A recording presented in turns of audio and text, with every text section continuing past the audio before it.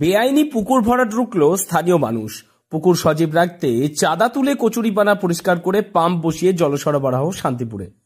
সরকারি নিয়ম অনুযায়ী পুকুর জলাশয় ভরাট সম্পূর্ণ বেআইনি। সেই বেআইনি কাজে উদ্যোগী হল নদিয়ার শান্তিপুর পৌরসভার 1 নম্বর ওয়ার্ডের স্টেশন সংলগ্ন গোডাউন মাঠের পাশের একটি শরিকানা পুকুরের এক মালিক। ওই মালিকের বক্তব্য, ওই পুকুরের কিছুটা অংশ নাকি ভিটে বলে উল্লেখ রয়েছে, তাই পুকুরের একটি অংশে 4টি পিলার লাগিয়ে তিনি নাকি দোকানঘর নির্মাণ করবেন, পুকুর ভরাট করবেন না। কিন্তু স্থানীয় সচেতন মানুষের বক্তব্য, পুকুরের পাড়েও কোনো নির্মাণ বেআইনি, তাই তারা কিছুতেই পুকুরের মধ্যে কোনো নির্মাণ করতে দেবেন না। আমরা এই পুকুরটায় এলাকার বাসী সবাই মিলে পয়সা তুলে আমরা এই পুকুরটায় জল ছাড়ি, পানা পরিষ্কার করি। আমরা এমন দিনে যে পানা হলে আমরা পরিষ্কার করি, তারপরে হচ্ছে জল কমে গেলে আমরা জল ছাড়ি। ওই যে ওইখানে বোরিং করাই রয়েছে আমাদের, পয়সা দিয়ে আমাদের ব্যক্তিগত করা, হ্যাঁ স্যালো মেশিনে আমরা জলমল ছাড়ি। এটা হচ্ছে টোটাল পাড়ার জন্য। এই 3-4টে পাড়া আছে, সব এখানে আসে। বৃষ্টির জল এখানেই না, বৃষ্টির জলে এখানে নামে। টোটাল এই যে উঁচু উঁচু জায়গা সব এই এটা ভরাট হয়ে যায় কোনোদিন, এটা যদি ভরাট হয়ে যায় তাহলে আমরা ডুবে মরবো। পরবর্তীতে বন্ধ হয়ে গেলে সব মানুষের বিপদ হবে। এই যে এখানে তো জল যাবার জায়গা নেই, এই তো একটা সম্বর রয়েছে। এই যে এত বড় একটা হাট বা ধরুন এই যে দোকান পাশারি আছে, যদি দমকল আসে তাহলে জল পাবে এখান থেকে? জলটা এখান দিয়ে নাই। এর আগে একবার এইখানে এই মার্কেটটা যখন পুরোপুরি ভালো ছিল না, টিনের দোকান ছিল, আগুন লেগেছিল, এই পুকুরে জল নিয়ে বালতি বালতি করে সব নিবানো হয়েছে। এর আগেও একবার ওই পুকুরটি ভরাট করার উদ্যোগ নিয়েছিল মালিক পক্ষ, তখনও স্থানীয় মানুষ প্রতিবাদে সামিল হয়েছিলেন।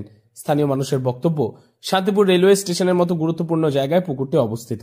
এছাড়া ওই জনবহুল জায়গায় একটি রেডিমেড হাট, বেশ কয়েকটি বাজার সহ অজস্র দোকান, টোটো, অটো স্ট্যান্ড রয়েছে। শহরের প্রাণকেন্দ্রের মতো জায়গায় এহেন পুকুরটি ভরাট হয়ে গেলে পরিবেশের সাংঘাতিক ক্ষতি হয়ে যাবে।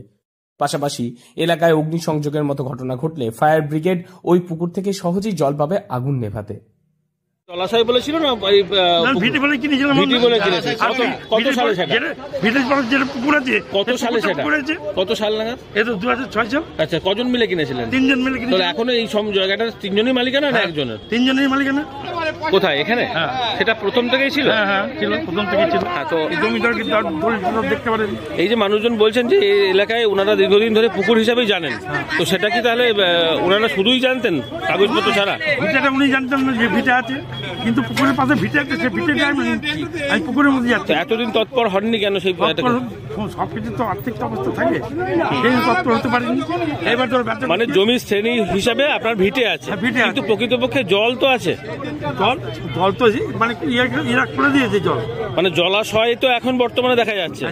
এবার কিন্তু ভিটেটা তাহলে বাদ হয়ে যাবে না? ভিটেটা আপনার যেমন কাগজে রয়েছে বলছেন, আর প্রকৃতপক্ষে রয়েছে জল, তাহলে জলাশয় ভরাট করবেন তো আপনি? তাহলে কি করতে চাইছেন? বর্ষার সময় ওই পুকুরটি এলাকার জল ধারণ করে, গোডাউন মাঠ এলাকার মানুষকে রক্ষা করে। এহেন একটি পুকুরকে তারা কিছুতেই ভরাট করতে দেবেন না। পুকুর ভরাটের বিরোধিতা নিয়ে মালিক পক্ষের সঙ্গে ঝামেলা বাঁধলে ঘটনাস্থলে পুলিশ এসে পরিস্থিতি সামাল দেয় এবং আপাতত পুকুর ভরাট বন্ধের নির্দেশ দেয়। স্থানীয় মানুষ বেআইনি পুকুর ভরাটের বিরুদ্ধে প্রশাসনকে লিখিত অভিযোগ জানিয়ে পাকাপাকিভাবে পুকুর ভরাটকে বাধা দেওয়ার দাবি জানাবেন বলে জানিয়েছেন তারা। ইতিমধ্যেই পুকুরটিকে সজীব রাখতে স্থানীয় মানুষ চাঁদা তুলে পাম্প বসিয়ে পুকুরের জল স্বাভাবিক রাখছেন বলেও জানা গিয়েছে। নদিয়া থেকে মৈনাক দেবনাথের রিপোর্ট, লোকাল 18 বাংলা।